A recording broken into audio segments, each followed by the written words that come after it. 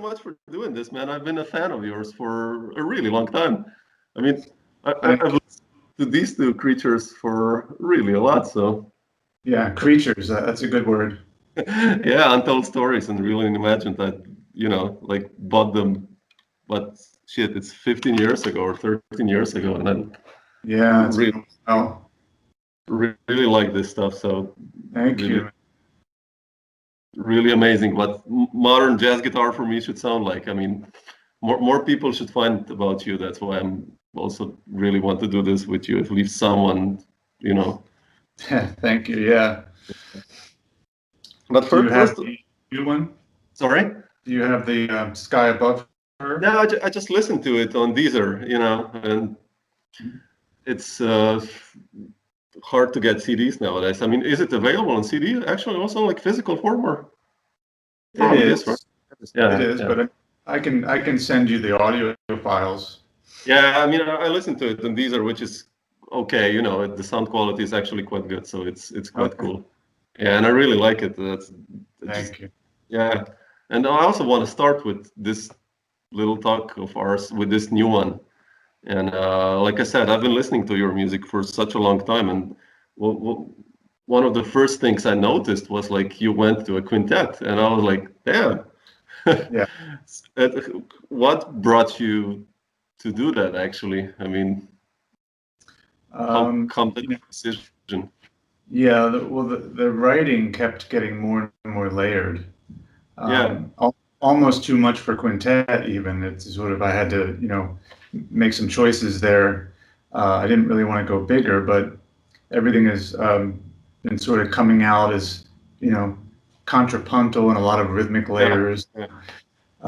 So I really needed that extra voice, and I needed the piano for me to do more of the line activity. I needed piano there for the first time on recording. But I've been working with piano players, many years in between there. Oh, okay. As far as live, for the same reason, because I really wanted the harmony to be fulfilled, by more than just me. Yeah, sure. And it's been nice. It's been great to do that. And Gary Versace is such an amazing musician, such a monster. He brought everything to life in a way I didn't even expect. So that was. But the music, you wrote everything, right? All the arrangements for piano, for like all of it, because it's really complex in a way. Yeah, almost everything. I mean, there's a whole lot of improvising going on, of course. Yeah, sure. Mostly improvised, but those, there's pretty specific, those layers and the forms, and it's complicated music. It's difficult. It's difficult to play for me too. Yeah. Oh, okay. Good. I'm relieved then. Yeah. No, definitely a challenge. Even just a physical challenge. To get the instruments to bring that off and make it sound easy. Yeah, you seem to do that. I mean, I will ask you later one question, because you have already on these first two albums, you have all these complex structures, like harmonically and rhythmically, but you seem to like flow through them like water. That's the goal. Yeah, that's always the goal, and that's my goal for the band too. To have to be playing this music that actually is quite difficult, but make it sound, melodic and flowing and really, But did you play with these guys before, like a quintet, this music, or just went into the studio? Like those 5 people, that was the first time. Oh, wow. In this, I mean, we rehearsed, but that was the first project. Of course, I played with Drew Gress and Mark Ferber for 15 plus years. So they're home for me, and I know that anything I write, they're going to just make it sound great. It's a guarantee. It's a guaranteed thing that I'm going to feel good. Yeah. And then John Irabagon, I've known a long time, just hadn't really worked with him, and has such a great player and great person. And Gary, luckily, I ended up on Gary. I had a couple of piano players in mind, Craig Taborn, for example, or something. Yeah, But yeah, I was so happy with what Gary ended up. He brought so much musicality to it, and makes it sound easy. yeah, definitely. All these guys. I mean, I played quite some with Drew, and I Yeah, remember he's I had a fantastic. tour with Tom Rainey and Drew, and I wrote like really amazingly long tunes, complex, and they were just like Yeah, sail through it. I was like, wow, man, they're really, they're they're like a freight train. Those yeah, two together. It's something special. yeah, Definitely something yeah, special, and and challenging. Very yeah. Oh, challenging. for They definitely, yeah. you have to know where you are at all times because they're not going to tell you. I know, I Uh, know, I know. it makes you strong. I love that. It's an adventure, and it's different every time too. They'll Yeah, never play the same tune the same way. Just but amazing. when you write music, like for this quintet, did you like?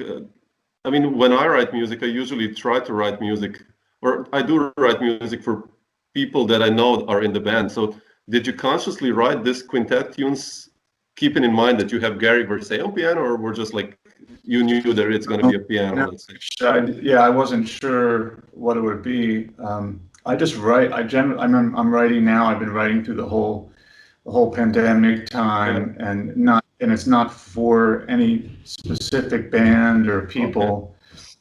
Generally, I know the people that are going to sound great, and there's a whole bunch of them, but I wasn't really thinking about it consciously because I generally let the music come out as Yeah. naturally as possible. But the ideas come, I don't even know what they are at first. I'm just kind of, you know, spending time with them, getting to know them, and it builds and it kind of it's like a tree, It sort Yeah. of it evolves into something, and then eventually it can be on its own without me. It's kind of there looking back at me.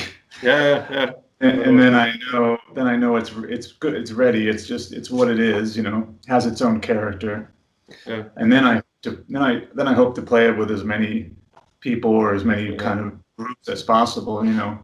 But obviously the music on the new record, most of it can't be played trio, for Yeah. example. Yeah. Yeah. It's really hard to get those layers in. Some of them I do, I try, but Yeah. um, it's so rich harmonically and Yeah. layered. But So I how do you usually like usually start? Like writing those tunes, like some of the tunes on the new one, like they're like dunk, like really rhythmical, for instance. yeah. How do you write tunes? Let's say, do you start like with a chord progression or with a melody, and then you go back or go forward? Or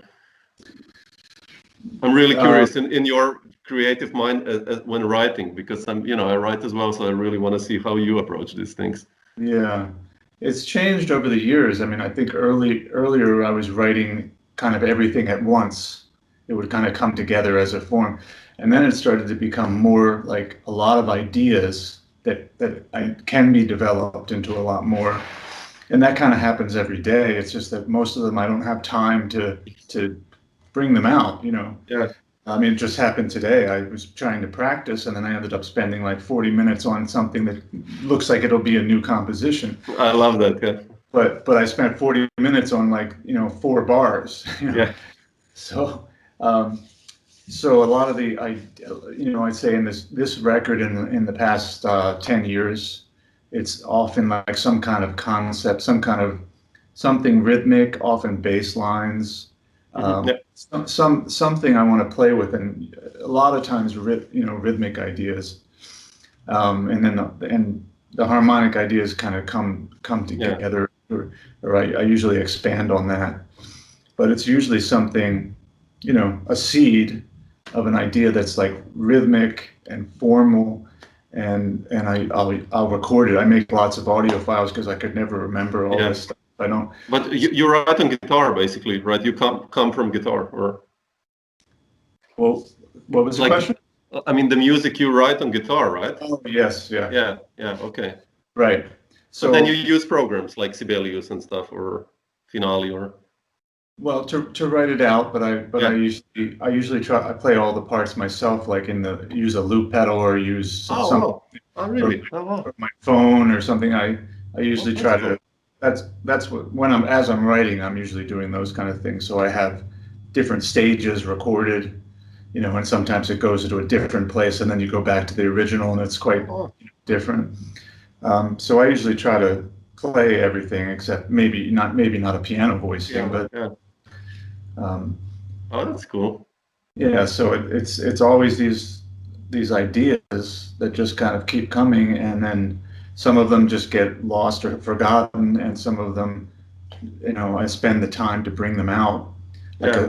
like a sculpture from stone or Yeah. something, Yeah. Yeah. Yeah. because I usually feel like it's there, and I just have to sort of let it come. Yeah. It ends up feeling like that because I can't really take credit for some of it because I'm kind of in a trance and that stuff is coming through and I try to capture it the best I can. Yeah. I try to give it its life and the pathway forward, which could be a thousand different things, Yeah. Yeah. but Definitely. I always hope that it ends up being the sort of the right thing or the most authentic, For you version. at that moment. Yeah. Uh, Definitely. so that's always happening, and it just depends on if I have enough time to concentrate on that one to get it on paper and get it to the band. Yeah. Yeah. And then usually then it has a life. If I get it to that point, unless I don't like it and I put it in a shelf. So that I've written quite a lot in the past 6 months, Oh, wow. and a lot of it hasn't been played yet because Yeah. Sure. I can the imagine. Yeah. situation.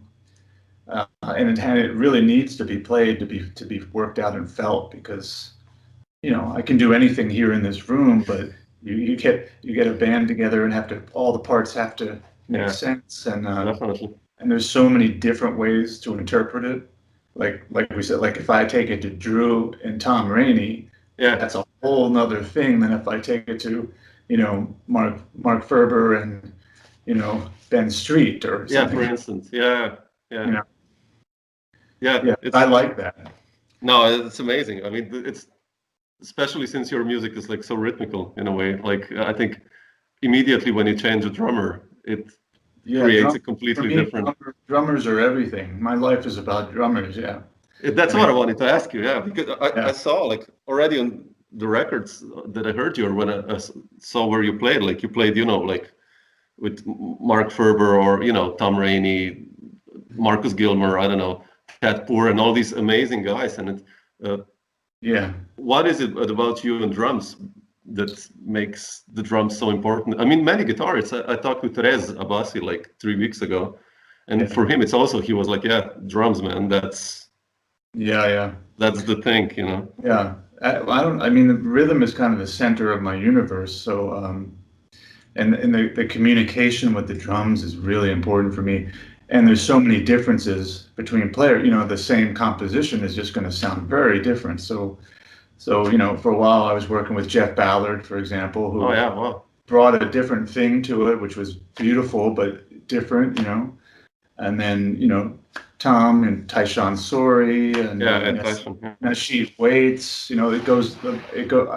There's a huge list of them, yeah, and I was always really curious to see who would bring what for that. And the gigs were so different yeah, and kind of difficult. That's kind of difficult as the band leader and composer because you're taking risks all the time. yeah, definitely. With this music, anyone could get off, anyone could lose their way, and then you have a potential mess. you know. So it's a little bit more work, but I really enjoyed finding out what all those different players would do with it and letting it grow and letting it be different, Yeah, each time. So I'm always, I mean, I buy records based on who the drummer is, yeah, basically. yeah, yeah, That's all. yeah, I mean, Jack DeJohnette is just as much an influence as Metheny or anybody. yeah.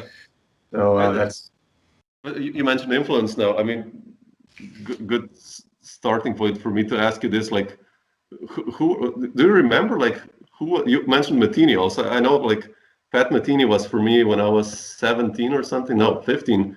My guitar teacher gave me a CD, "The Road to You," if you remember this one, by Pat Metheny Group. Yeah, yeah. And I did classical music, and then I heard that, and I was just like, you know, That's I want to awesome. learn. Yeah, what is this? You remember one of those moments for you? What was an album that you heard, or an artist in the beginning that's, you know? Well, I mean, I think sort of the transition from, whatever I was doing started with kind of transitional figures like Chick Corea, Chick Alan Holdsworth, or like people that were somewhere in the middle there. But then I went to the sources, their sources, and Hmm. that was like, Monk and Coltrane, and that took me all the way, on that path. But I think like I mean, Still Life Talking, is that the Oh Metheny record? yeah, yeah, It yeah. came out right around that time, and Last Train Home and all that. Yeah, yeah, his playing on there is so ridiculous, yeah. so beautiful, and that it made a lot of sense to me, like that Oh, wow. articulation, that the flow and articulation and time feel was like, that was a Yeah. big kind of a Oh, wake up. wow. And then, like I said, I went to all those other, went back historically and took in all the great classics, and I'm still doing that now. Yeah, You yeah. know, really, I'm still studying Wayne Shorter and Herbie and Keith like all the time. But do you You know, transcribe these guys, like also, like, or no, I mean, I'm not really transcribing. I wish I had time for that. I would yeah, like to. It's more just like listening? I work on their music. I have a lot of students. I teach it to them, and Oh yeah, yeah, a lot of listening and just raw inspiration because yeah, it's still so what they did is still so modern. Now yeah, yeah. it's still something that we all have to try to understand. And Yeah, we're it's talking about incredible. 1965 to 67. Yeah, yeah. So I mean, I love the contemporary players too, but I always go back to those Miles box sets and, Yeah, yeah. all Joe Henderson and Sonny Rollins, and, because it never gets tired, Yeah. But never. did you ever also do the rock school, like Hendrix and stuff like that before jazz, or? Before, yeah, like, yeah, 14, 15, I was a very, very fast guitar player, but, that was, Like, you're it, still really technically fast, man. Come on, you have to admit. well, what But I I know mean what is you mean. Yeah, was just speed. Yeah, it was just speed and yeah, not much, a whole lot of music. And when I did the switch, it took a long time to make that transition because yeah, that technique didn't make any sense with the phrasing that I wanted to get to.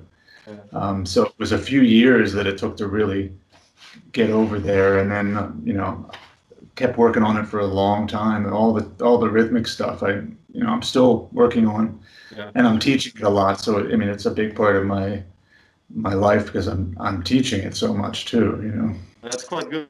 Yeah, teaching, I think is, I also teach a lot. I think it's really good for development of your playing, right? Also, like, Yeah, keep on. Yeah, there's a lot of things to cover. And I mean, my philosophy of, jazz education is the teacher should be able to demonstrate everything, be yeah, able to do everything they're talking about. So yeah, it shouldn't be like this is a professor and he's studied jazz, but he can't actually play giant steps or something. yeah, Um, definitely.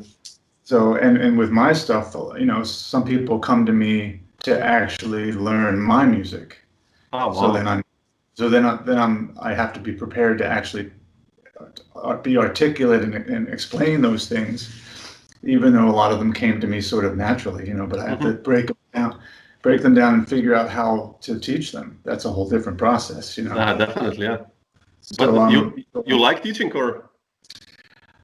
I do. I mean, I like it on the more advanced level, mostly when the player is already fairly formed with their fundamental knowledge, and we kind of Yeah, take it from there.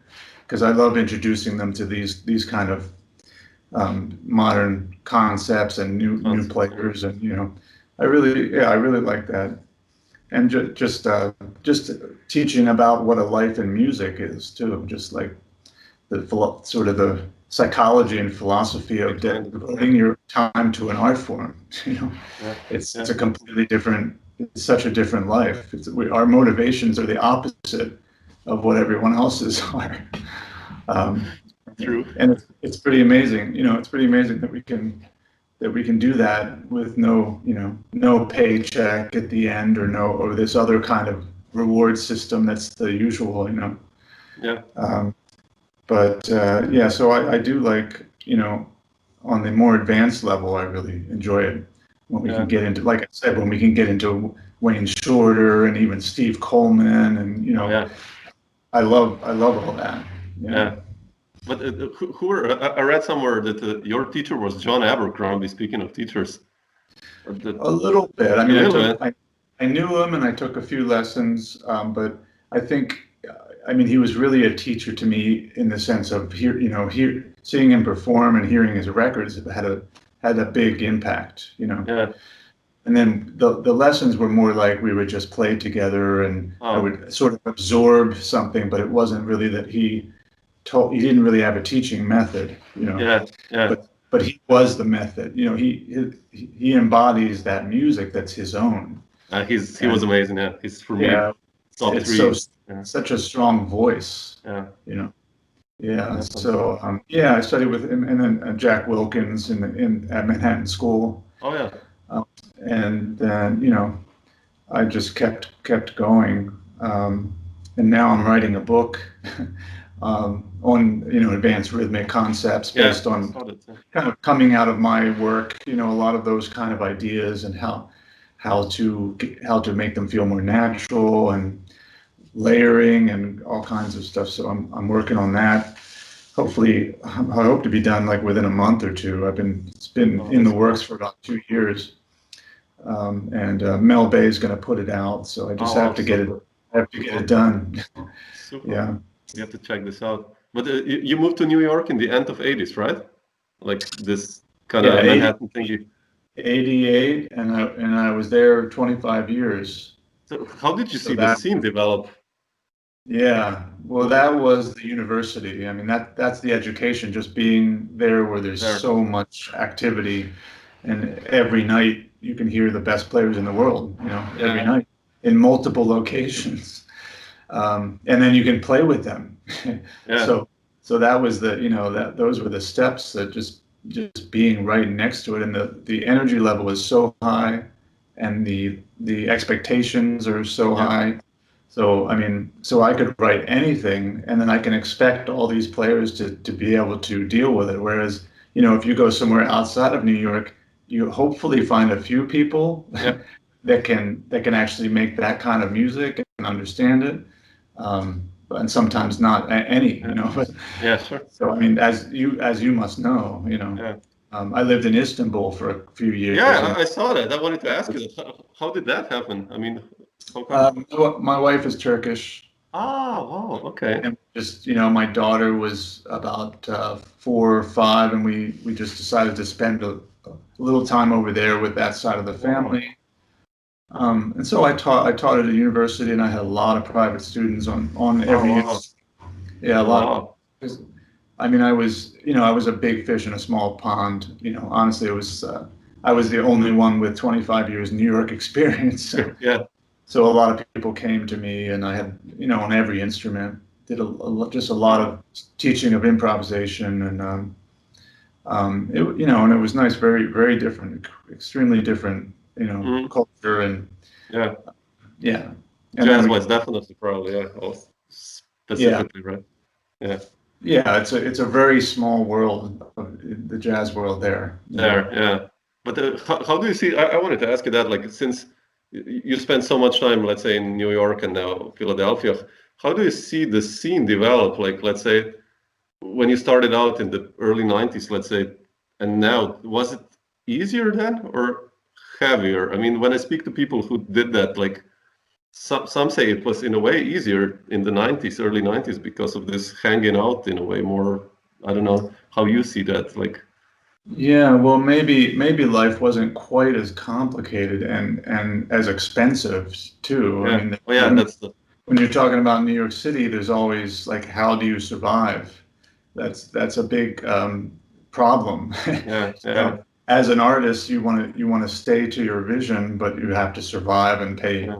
your bills, and so people get busy because of that, and then they're not necessarily doing what they really wanted to Want to do do, yeah. or available for that.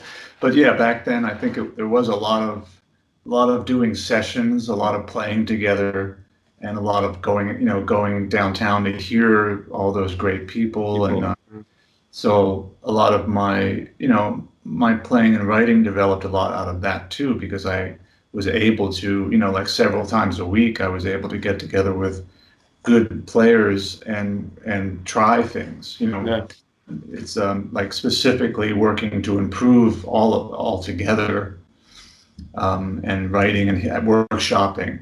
So yeah, there's yeah. a lot of that. I remember even in the summer, most days we would go into some hot little drum practice room and play for 3 or 4 hours, Oh, yeah, nice. intensely. So that's for me, that's just necessary, to Yeah, to really to go for that level. There's no substitute. yeah, definitely. Yeah. And the That's scene back, the scene in the days of when Chick and Jack and Dave Liebman and them were coming about, there was a lot of that. yeah, You know, yeah. The love scene, right, was huge there. lost Yeah, scene. They yeah, would they would play 8 hours a day and then just go home and sleep and come back. I mean, it's basically a required obsession. yeah. You know, It's so cool. This love scene. Liebman told me, like, I really loved hearing these stories. Like, yeah, yeah, then we met. It was Mike Brecker and me, and Chick Corea and Jack DeJohnette and Dave Holland came, and I'm like, what? yeah. We jammed like 6 hours on E minor or something. It sounds like heaven. Yeah, Yeah, you wish you could be there. yeah, So I've always been trying to recreate that, which is pretty much impossible because everyone sort of gets pulled in different direction, yeah. and it's very hard to have any band doing that, or it's just I'm still doing it though. I mean, I have a network of people here that I just every week or so I say, do you have 2 or 3 hours to get together and Mhm. just play what I'm writing, and That's cool. Yeah, mostly, the work ethic and the hunger is usually there in some people. yeah, And certainly in New York, you can call, one of the most world famous drummers to come do your $50 gig, yeah. and That's and they crazy. say yes. I call them. They're like, if I'm in town, I'll do it. You Yeah, know, so that's like good. Drew would be getting back from Rome or something and come from the airport, to my gig. It's just a 55 bar Yeah, or gig or something. Cornelia or something. Yeah. But like everyone is so devoted to it that it's really special to be part of that. Yeah, but that's a good point. What you said before, that the gratification is completely different than, The yeah, reward the is the reward. music. Yeah, Yeah, yeah, the exactly. I, music. I like that. I've heard Matheny say that too. That it's like, even, I mean, he's extremely successful in other Yeah, ways, but it's still the reward is the main. The music is the main reward, yeah, and you can't really expect anything but that. You have to be devoted to that, yeah, and then hopefully you also have some success in order yeah. to live. But it You're might it lucky might to. be might be writing grant proposals, or who know, Yeah, teaching. yeah, definitely. But I have one other question which made me really interested in your music always. Uh, I did my MA and no, my BA, my bachelor in Wallace Stevens in poetry, and Oh, and I did my MA and PhD in American poetry. And I read somewhere that you're like really obsessed kind of with I American wish I poetry. knew that. I wish I knew that before. I would have been writing you emails. Yeah, I Um, mean, I yeah. love.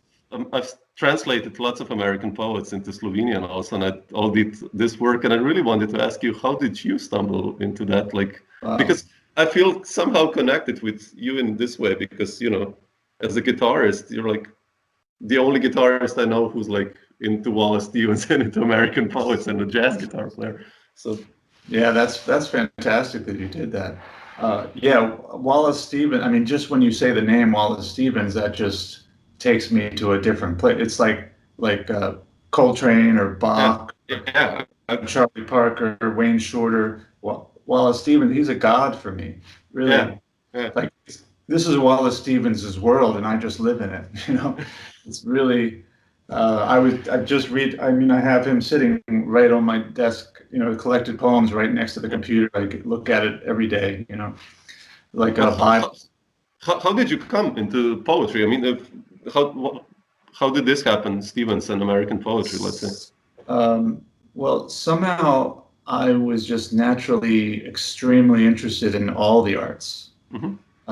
As starting as I guess a teenager, I just started reading books about Picasso, about Debussy, about Rilke, and I just loved it all so much. I couldn't get enough really. So I Hmm. spent all the time that I wasn't spending on music was on that.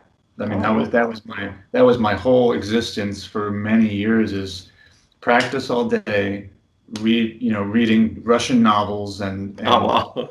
all French and German poetry Oh, and then wow.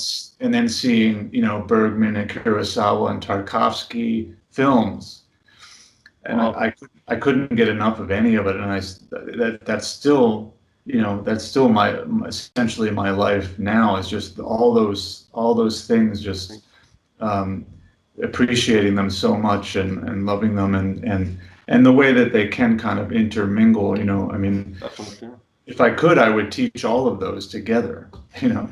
And sometimes I do. Sometimes I'm teaching an improvisation class, and I'll start to talk about these other things, but then I'll realize, well, for them, that might be too much of a tangent, Yeah. Yeah. even though I could talk about that for 18 hours straight, Yeah. if anybody wants to listen. I'll just, Yeah.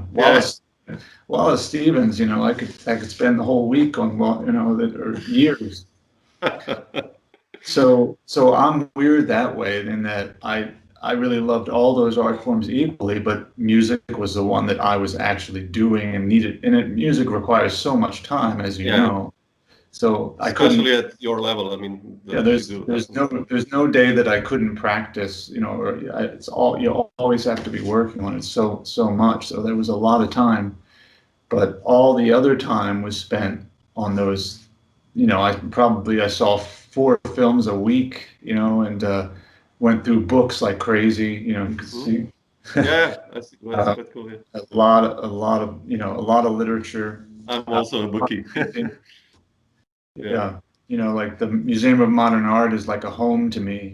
Like those paintings are friends of mine. Because I've Yeah. been going to see them for 30 plus years. So yeah, it's hard to explain that, but I just got into all of it so deeply, and then I was in New York too. So Yeah. everything that energy is there, and there's so many more people that are aware of it. Hmm. It's a little more in the air there. Culturally, yeah. Um, and there are the similarities. I mean, poetry has rhythm. Yeah. It has a very strong sense of rhythm and flow, Yeah, definitely. as we need to have, on our instruments and as composers in cinema. There's the editing, the rhythm of the editing and Yeah. the image. And if you look at like Willem de Kooning or Jackson Pollock, there's quite a Hmm. lot layering and Yeah. Yeah. That's so cool. that was all that was in my head all the time. Yeah. But of course, there's actually sitting down every day with the instrument and just working out and continuing to develop concepts, and that you could spend all your time on that easily. Yeah, And definitely. Yeah. I did, and that's what I tell my students. Like you kind of have to be obsessed with it if you're going to really make a lot of progress. You know, and then there are those that have that, they have that capacity, like that, they're going to do that, and others that are maybe, you're not sure. It's up to them. Yeah, But definitely. the ones that are going to continue because they're like this, Yeah, yeah, definitely. Yeah. that nothing's going to stop them, and you have to pretty much make that decision. Yeah, yeah, Yeah, it's a definitely. it's a big sacrifice, but that's really the path that needs to take in order to develop. Yeah. definitely. But just continuing to poetry, why Wallace Stevens? Like, why him among all of the? I mean, for me, he's also top three poets. But for you, why Wallace Stevens, for instance? Oh, it's just I'm almost speechless about him. I mean, it's just like it's like the largest view of the universe that I found, maybe, you know, in terms of just any sentence or any page, it takes you to, you know, and it's so actually so complicated and hard to access, I think, for a lot of people, because because they want to really understand it. But I don't read it like I don't really read it with that kind of comprehension in mind. I read it like music. Oh, wow. You know, I mean, it's so musical because It's musical. Yeah. A lot of it's quite abstract. You know, if you really try to like, oh, he's talking about the ocean here or something. Yeah. Well, maybe, but actually, it's all bigger than that. You know, Yeah, he was a genius. It's like states of existence. You know, like different modes of being. Yeah. That are so beautiful and so rich that I mean, yeah, if I were gonna, you know, be in prison for the rest of my life, I would take all my Wallace Stevens. You know, that would be the first things I would grab. And I have all like I have books about him and letters. I have like a lot of Wallace Stevens stuff. Oh, really? Wow, that's interesting. Wow. But there are other, you know, William Carlos Williams and A.R. Ammons and you know, Rilke and. That's cool. Oh, okay, interesting. Okay, cool. There's a lot. I mean, there's a lot of my favorites are not American. They're just. I mean, Wallace Stevens happens to be American, but American. Yeah, sure. I explored, you know, pretty much every country that has a tradition of poetry. What about Creeley? Did you ever check out Robert Creeley? Robert Creeley, sure. Yeah, of course. Yeah. I've been reading him quite a lot now lately. I'm preparing to translate him a little, and I'm just obsessed a little with him now lately. He's like even further, I think, like, you know, rhythmically. It's just complete. Amazing. And I think that some jazz musicians were sort of friendly with him. And, they did. There's some projects there, you know. Yeah, Steve Swallow did it, and right. Yeah. Steve Swallow. Yeah, right. Yeah, there's so much there, you know. Yeah, I just wanted to ask you one last thing, Dave, so that I don't take too much of your time. Just what I mentioned in the beginning about your playing, about this. You talked about it a little, about your melodic playing. You're like really a melodic player. When you listen to your solos, it's like water in a way, how you move through your compositions. But how do you, you know, when I listen to your compositions, I don't know, I can count them. It's 11 goes into 7, but how do you approach as an improviser playing over your compositions? Let's say you have a really complex structure rhythmically and harmonically. Like, how do you approach like these structures? Let's say on the new album or on the first two albums. Like, how do you do that? Do you count yourself or? No. There's no counting. I wouldn't be able to count and phrase fluently. Yeah. And that's the way I teach it too. Like, if you're counting it, you're just still kind of learning it, getting a hold of it. But if you're going to really speak and make music on it, you have to just be feeling that shape. You know, the rhythmic structures are like shapes or like landscapes. You know, like you learn where the roads are and where the mountains are. You know? Wow, that's beautiful. You know, nice. So I mean, for me, it's that feeling, because that's where they start. I never count, you know, to 7 and then make some music from that. It's the opposite. Something begins happening and I don't even know. I don't have any numbers.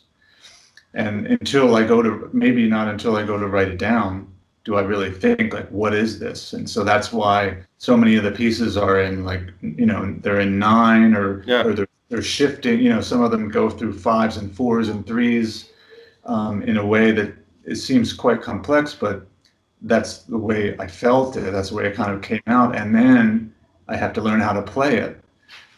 So all along the way, the compositions were more advanced than I was. The ideas were they were quite difficult to play and perform, and so I'd have to work hard to be able to do that. But they are my ideas, so it's not like I'm coming to a completely foreign. If someone wrote like me and then put that in front of me, I'm sure I would have trouble with that. But like something like Slipping Glimpser, which you might know from that.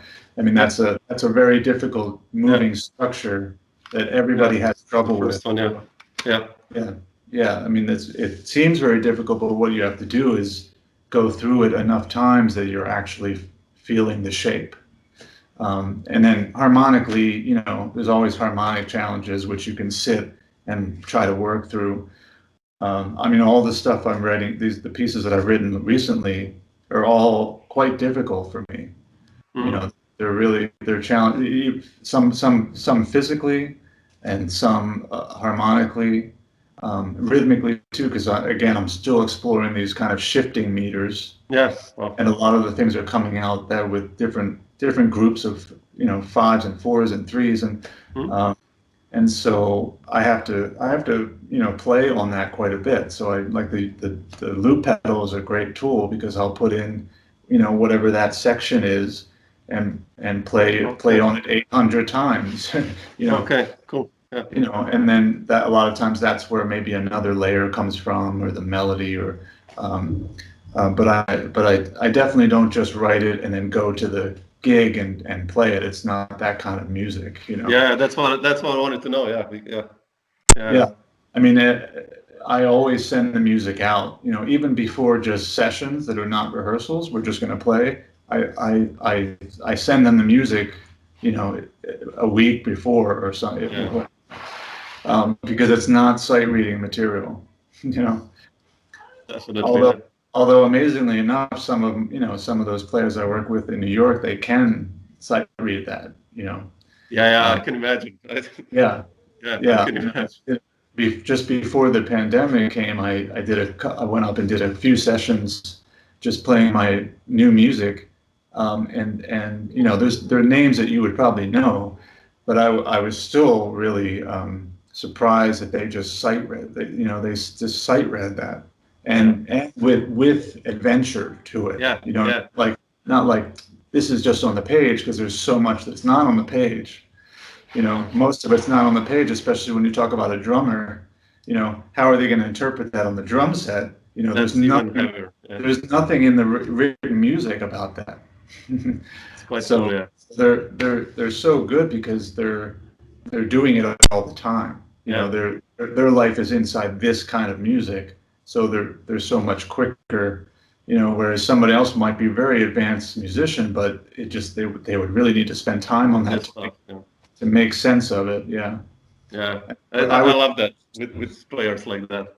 I remember years ago I did a tour with Lawrence Tillman and John O'Gallagher. It was drums, guitar, and 2 alto saxophones, and I wrote like really it was like 6 pages tunes, and we had the first rehearsal in Zurich in Switzerland. They flew in. We had 3 hours before the first gig. Like the first tune I will never forget. Like it was like fast tempo. I counted it off. They played everything, and I was just like, "What?" Yeah. John and Lauren are incredible. I mean, and John, I'm always telling people about John because he's like a force of nature. He's the underrated alto player for me. Absolutely underrated player. Yeah, and he, he was in my band quite a bit. Oh, really? I had him on lots of gigs, and he just killed everything. It was just, much more than I could, just right away, just doing all kinds of stuff with very hard music, Incredible, right? Yeah, really amazing. So there's a lot of people like on that level. Yeah, that you mentioned though, it's like it's incredible when you think about it. They're so great to work on because it pushes you too. Yeah, definitely. It might be your own music. It's like you're still being pushed because there's all this energy and different. Who knows what could happen? Sometimes you just go one just goes off, and that that mysterious part might be the best part of the night. Yeah. Best part of the gig.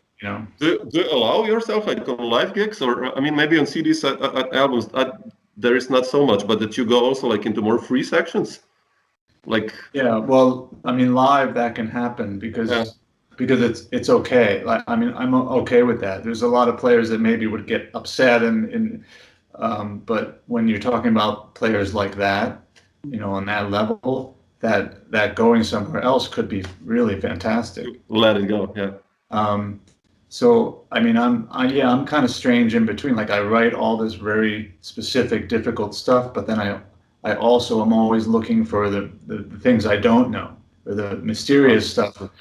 I love that, but it's a real risk taking. You have to be ready to go to the unknown, and then as the leader and composer, you have to bring it back. So that's hard. That's very stressful, I guess, but I did it so much, I got used to it because I was always calling, like I said, like there's this whole list of drummers that I would try just for a couple of gigs, and they were all fantastic and completely different, and it's really special to be able to do that.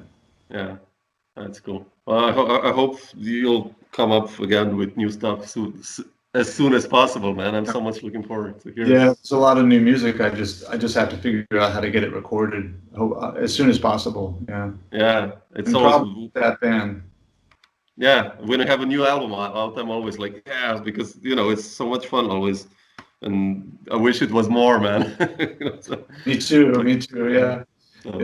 If I had funding and things. Yeah, I know. I mean, it would be every year because I would just write all the time, and I would, that would be nice. But the way things are for jazz musicians these days, it's you have to really pick and choose how you're going to survive. Yeah, but that's cool then. That at least people who love your music, then we're excited when new stuff comes out. Then we're like, So that's important, man. So cool. Yeah. Thanks so much, Dave, for doing this little talk. I appreciate it. So. Big talk, maybe, because we went into poetry and film. Well, I don't know. It's like I said I had to ask you this question because I'm really. No, I'm very good. I was quite surprised. I was 19 when I stumbled upon Wallace Stevens here in Slovenia, and I just through entire my university that was it, Stevens. I was just like. Yeah. That makes sense. That makes sense to me. Yeah. So. And you might notice in the titles of my compositions, a lot of that comes out of the poetry somehow. Oh yeah. Yeah. There's some Stevens in there. There's a lot. Not even the rain. That's E. Cummings. Not even the rain had such small hands, right? Right. Oh, I love that poem by Cummings. Yeah, and Music the Obscure is Wallace Stevens, and there's quite a bit there. I wasn't even aware of that. Wow, yeah, that's cool. That's cool.